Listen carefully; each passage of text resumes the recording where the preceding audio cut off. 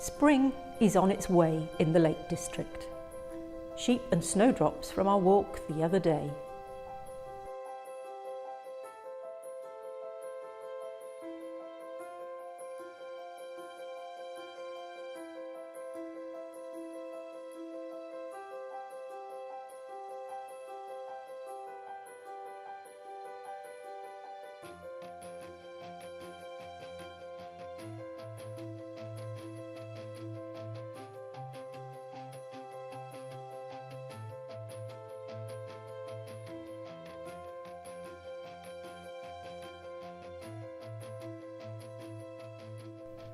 Spring is just around the corner.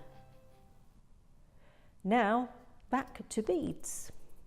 So, I want to talk about beads today, and in particular, how to go about ordering them online. Now, I tend to be mostly interested in high quality cylinder and seed beads. So these tend to be Japanese and imported from Japan.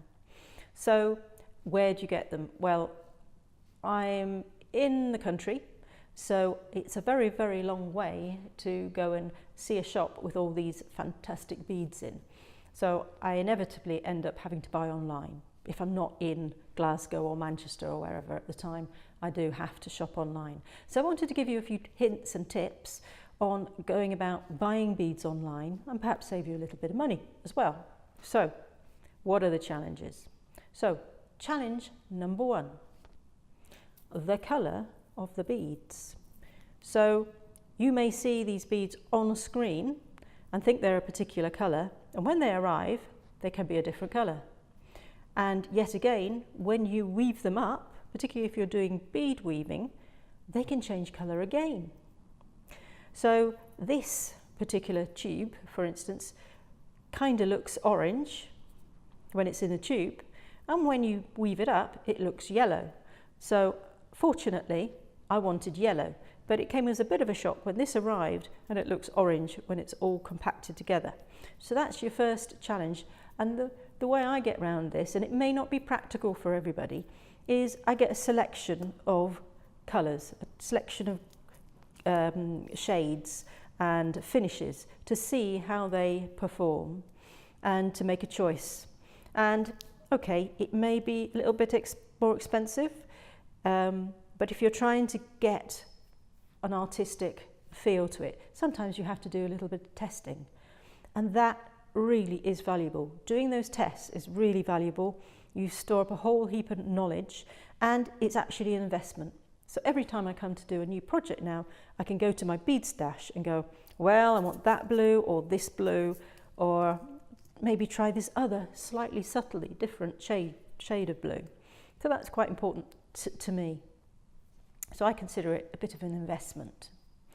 So challenge number two is not all suppliers have all the colours in all the sizes, in all the finishes. So you have to take time and effort to find the beads that you want. There is no way around it, and you have to look out for the ones that have the ranges that you want in that particular style. So what I've looked at is, for instance, Charisma Beads, Stitch and Craft, Beads Direct, CJ Beaders. I've used them all over time. I'm not affiliated with any of them or anything like that. And for instance, if I'm looking for size 11 Delicas, which are sitting in front of me now, I've looked at Stitch and Craft today, and for size 11 Delicas, there's 888 different colours. That's 888 different colours in size 11. Size 15, only 98. Size 10, 47, size 8, 8, and delicate double Delicas, only 5 colours. Now, on the basis, if I want size 11s, Stitch and Craft would be a go-to area that I would go to website. But remember, if you're going for the more unusual sizes, they are naturally restricted in colours anyway. So your best bet is to start with those and work your way back if you want matching colours in different sizes. So don't waste your time looking at the Delicas 11 straight away, because those are the most popular beads.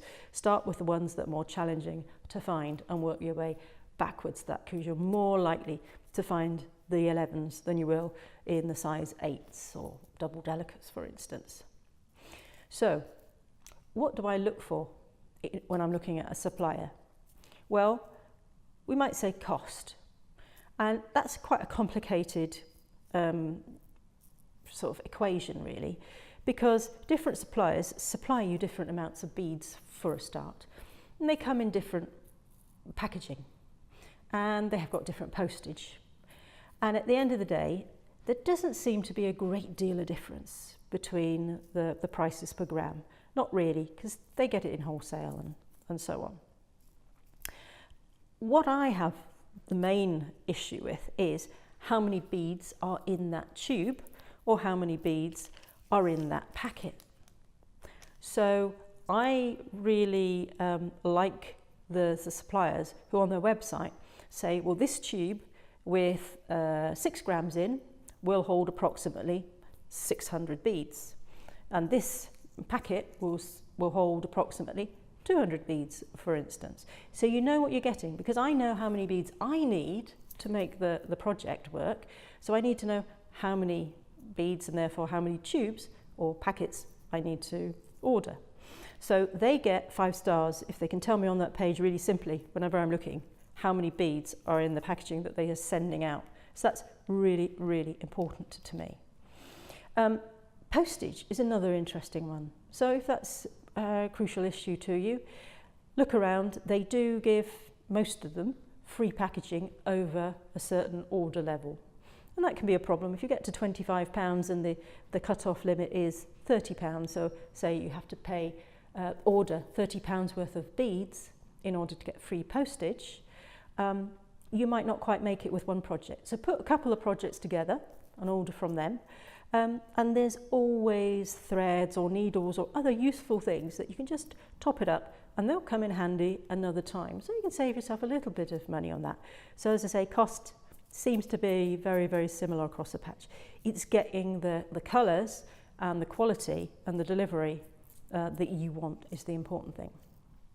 Now, another crucial thing that's really important to me is the way that they label their beads. That's non-trivial. So for instance, since I'm a big fan of Miyuki, I'm always looking at Miyuki beads. Miyuki have a colour coding system, a bead coding system. And most suppliers will actually use that code in the description. You know, they'll say it's a DB733. Okay, so you know exactly what you're getting. There are some suppliers out there who don't use that system and use their own coding. So you have to rely on the description, the colour and the surface finish. Now, this doesn't always work, I found. So what I found was that the description that they gave on there, which was a cobalt blue, I could see on the screen, to be honest with you, that it didn't quite look right, but I knew maybe it doesn't look right on the screen, I'll order it anyway. So I ordered it, and of course, even though the Delica Miyuki I wanted was a cobalt blue, what arrived was a blue, but it wasn't the blue I wanted. So, full marks to any of the suppliers who use the Miyuki or the Toho or their own proper numbering system for the colour coding of this, because it's really important. I can't do a block of work in one colour and then it suddenly changes to another shade. Well, I could if it was by design, but if I want a block of one colour, like I do in the Mondrians, it has to be the same colour, obviously. The other thing that really gets me is the packaging. Now, the packaging for a lot of suppliers comes in a tube like this, and for the most part, they're really very secure. I can shake it about, and there we are, it's very secure. Others don't seem to be so confident. So here's one, and if I look at it very carefully, and if you might be able to see it on there, they've actually put sellotape around that. Now, you know what sellotape goes like, don't you? It goes all sticky and gooey and horrible. So when that arrives, it's pretty foul. You take it off. You're working with your hands, with textiles sometimes, with threads, and it's not really pleasant. So I tend to not order from them again, unless I really, really have to. Unless I'm really desperate, I'm not impressed. If they have so little confidence that that tube will empty out and of course it doesn't, but they do that. And then of course their labelling as well can be woefully inadequate, and those things come off as well, whereas a lot of these other ones far superior. You've got the colour code and the description of it, the size and everything. All I have here is a 0757. Great, really good. I know it's a kind of orangey colour, but it's really not good enough.